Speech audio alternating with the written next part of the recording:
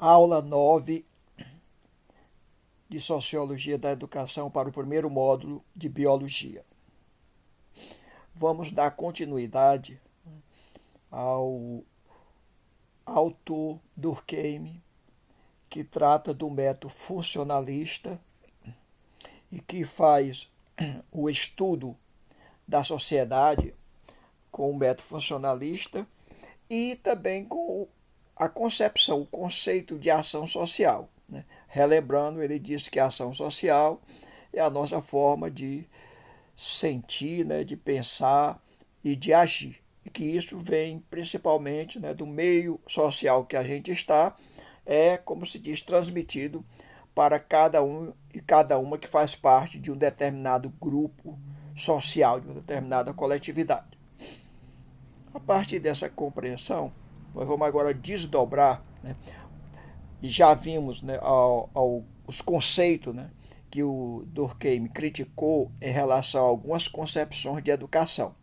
Então ele vai apresentar aqui, né, depois de a gente aprofundar um pouco mais a teoria desse autor, nós vamos ver qual é o conceito dele de educação. E se esse conceito é válido ainda hoje ou não. O mais importante é que vocês possam refletir sobre a vida de vocês desde a infância, né, até agora, e saber se essa concepção de educação desse sociólogo, né, se aplica ou não ainda no mundo atual. Então, antes de tratar do conceito de educação de Durkheim, vale resgatar a influência do biólogo, antropólogo e filósofo inglês Herbert Spencer sobre o sociólogo em estudo. Este biólogo foi responsável pelo caráter organicista na sociologia. Spencer, citado por Carvalho, explicou que os organismos sociais, quanto mais crescem, mais se tornam complexos, havendo uma maior interdependência entre as partes.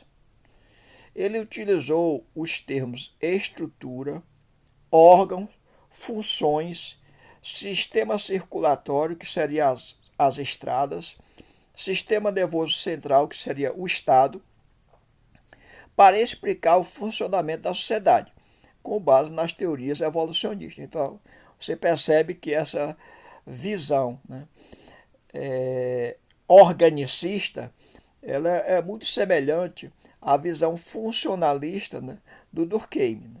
Então, o Durkheim, né, teve como base também essa visão organicista para ele aperfeiçoar, né, o método dele, que é o método funcionalista, que também entende a sociedade como um conjunto de órgãos em que, se cada um funcionar bem, o todo funcionará bem. E que, portanto, é importante que cada setor da sociedade, o Estado, a família, a escola, o mercado, cada um cumpra bem a sua função para que o todo possa funcionar bem. Então, com isso, Durkheim passou a adotar essa visão de que a sociedade é um conjunto de instituições em funcionamento, constituindo assim uma unidade, não havendo motivações ou ações individualizadas que possam ser significativas para alterar essa unidade. Essa visão corresponde a uma concepção de sociedade, portanto, de educação. E, de uma certa forma, é uma visão integradora, né, que busca o consenso, a integração, a socialização e a adaptação do indivíduo ao seu meio. Bom, Durkheim, a divisão social do trabalho, a evolução da sociedade e a educação. Então, para o Durkheim, quanto mais a ciência evolui, mais se cria novas áreas de desenvolvimento da sociedade. Veja agora a questão da informática, né? Com o desenvolvimento da informática, são várias as áreas da sociedade que são atingidas, né, por esse desenvolvimento científico. Certo? E qualquer outro que você possa, né, pensar que tem um impacto maior na sociedade, vai criar, né, novas áreas de estudo, novas áreas de desenvolvimento da ciência. Né? Hoje, o capitalismo tem se industrializado tanto, né? E essa indústria tem sido capaz, né, em parte, né, de degradar muito o meio ambiente, né?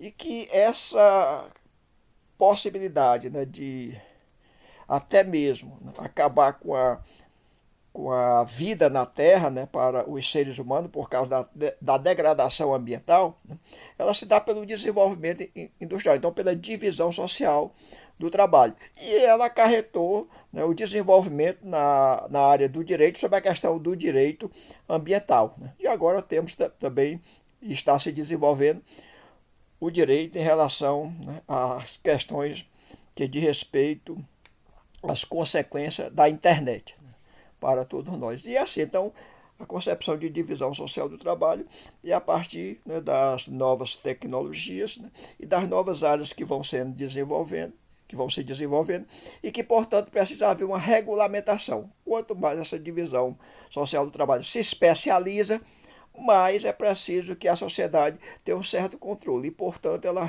procura regulamentar essas novidades, né, que advêm principalmente do desenvolvimento científico e tecnológico.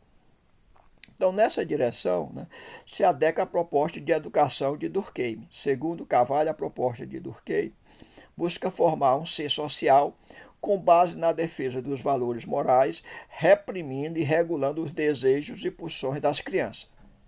Nesta perspectiva, a educação moral terá a função de transmitir os valores morais fundantes da sociedade moderna, em parte compensando o enfraquecimento da força moral, religiosa e tradicional, e traduzido na disciplina, obediência, no respeito pela autoridade do adulto e na vinculação dos grupos sociais. Nesta perspectiva ainda, Carvalho considera que a educação em Durkheim confunde com um processo mais amplo de socialização e de formação social da pessoa. E a divisão social do trabalho é o mecanismo em que as normas são incorporadas nos comportamentos para orientar as pessoas a terem uma vida social estável, consolidando suas consciências particulares. Os grupos profissionais teriam a função de regular essas consciências individuais. Então, de respeito, né, à integração do processo de evolução da divisão social do trabalho, que cria, né, novos mecanismos, novas áreas, que precisam ser regulamentadas, normatizadas, incorporadas, né, à sociedade. E que essa busca integrar, socializar, para que todas as pessoas no seio dela possam se adaptar a essas novidades, a essas evoluções que ocorrem na sociedade. Então, a educação, na visão de Durkheim, né, ela muitas vezes, né, apresentando apenas um conceito de uma categoria de estudo de um autor, nós não damos conta. Nós não damos conta da visão geral do autor. Certo? Então, não é suficiente assim, para compreender o pensamento desse ou daquele autor sobre a área de estudo. Por isso que a gente procura alguns outros conceitos para complementar a visão do autor e não fazer uma caricatura. Mas ser, como se diz assim, fiel, né, à complexidade do pensamento de cada autor. Porque muitas vezes, por a gente discordar de um autor A ou B, a gente procura fazer uma espécie de caricatura.